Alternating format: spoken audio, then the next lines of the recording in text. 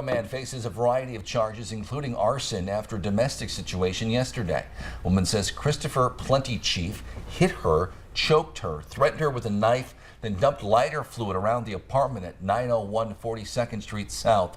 Police say Plenty Chief told officers he wanted them to shoot him and made some suicidal statements before being taken into custody. And interestingly, the victim was also arrested here due to violating a domestic violence protection order earlier in the day.